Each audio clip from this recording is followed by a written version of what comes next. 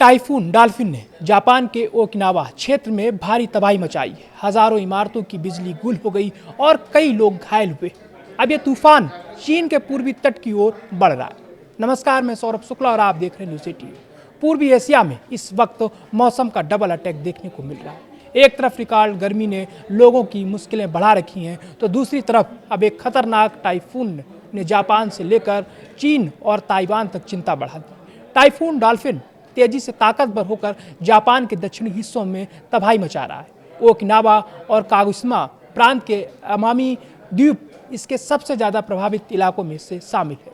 तेज हवाओं ने जनजीवन को बुरी तरह प्रभावित किया है। कई लोग घायल हुए हैं। हजारों घरों और व्यावसायिक इमारतों की बिजली गुल हो गई और खराब मौसम के चलते बड़ी संख्या में उड़ानें भी रद्द करनी पड़ी हैं। सबसे पहले बात जापान की। ओकिनावा में टाइफून डाल्फिन की तेज हवाओं के कारण कई लोग घायल हो गए। स्थानीय प्रशासन के मुताबिक घायलों में ज़्यादातर बुजुर्ग शामिल हैं, जो तेज हवाओं की चपेट में आकर गिर गए।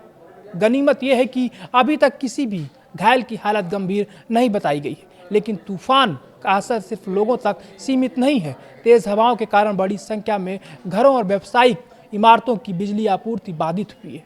सड़कों पर आवाजाही प्रभावित है, समुद्री सेवाएं प्रभावित हैं और सबसे बड़ा असर हवाई सेवाओं पर भी देखने को मिला है। ओकिनावा आने जाने वाली कई उड़ानें खराब मौसम के कारण रद्द करनी पड़ी।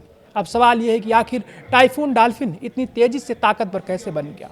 दरअसल इसकी शुरुआत 26 जुलाई को एक उष्णकटिबंधीय दबाव क्षेत्र के तौर पर हुई थी। इसके बाद ये ट्रॉपिकल स्टॉर्म बना, फिर सीवियर ट्रॉपिकल स्टॉर्म में बदल गया और देखते ही देखते एक शक्तिशाली टाइफून बन गया। शनिवार को डाल्फिन ओकिनावा के कुमे द्वीप से करीब 160 किलोमीटर उत्तर पश्चिम में मौजूद था।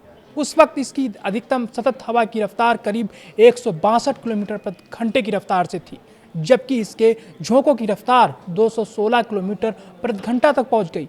यानी हवाओं की रफ्तार इतनी ज़्यादा थी कि कमज़ोर ढांचे और पेड़ों के लिए बड़ा खतरा पैदा हो गया। लेकिन अब असली चिंता जापान से आगे बढ़कर चीन को लेकर है। टाइफून डाल्फिन अब चीन की ओर बढ़ रहा है। चीन में प्रशासन हाई अलर्ट पर है। आपातकालीन प्रतिक्रिया प्रणाली लागू कर दी गई है। झोजियांग प्रांत के तटीय इलाकों में उच्चतम स्तर की चेतावनी जारी की गई है। बंदरगाहों का संचालन रोक दिया गया है। निगम्बो शहर में स्कूल और शैक्षणिक संस्थान बंद कर दिए गए। इसके साथ ही पानी से जुड़ी सभी गतिविधियों पर भी रोक लगा दी गई है। निगम्बो लिसे इंटरनेशनल एयरपोर्ट ने रविवार को सभी उड़ानें निलंबित करने की घोषणा भी की थी।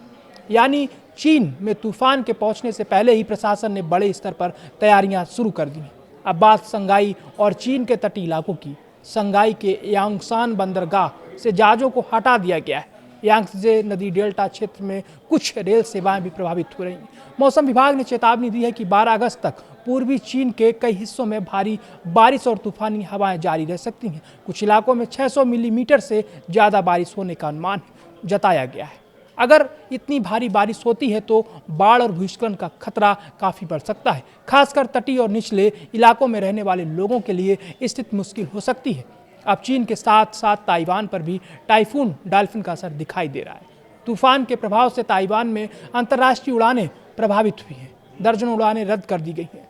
उत्तरी ताइवान में भारी बारिश की संभावना जताई गई है। हालांकि फिलहाल बड़े पैमाने पर लोगों को सुरक्षित स्थानों पर पहुंचाने के आदेश जारी नहीं किए गए, लेकिन प्रशासन लगातार हालात पर नजर बनाए हुए। और अब सबसे बड़ा सवाल, चीन से टाइफून डाल्फिन कब टकराएगा। चीन के मौसम विभाग के मुताबिक डॉल्फिन के रविवार देर रात से सोमवार सुबह के यानी आज से लेकर कल सुबह तक पूर्वी तट से टकराने की पूरी संभावना है। इसके झेजियांग प्रांत के झोउशान शहर और फुजियान प्रांत के फुडिंग शहर के बीच लैंडफॉल करने की सबसे ज़्यादा संभावना जताई जा रही है। यानी आने वाले कुछ घंटे चीन के पूर्वी तटीय इलाकों के लिए बेहद अहम रहने वाले। प्रशासन ने लोगों से सतर्क रहने, अनावश्यक यात्रा से बचने और मौसम विभाग की चेतावनियों का पालन करने की अपील की है। कुल मिलाकर देखें तो टाइफून डाल्फिन ने जापान में अपना असर दिखाना शुरू कर दिया है। चीन में हाई अलर्ट घोषित है। ताइवान में उड़ानें प्रभावित हैं और अगले कुछ घंटे ये तय करेंगे कि ये तूफान कितना बड़ा खतरा साबित होता है।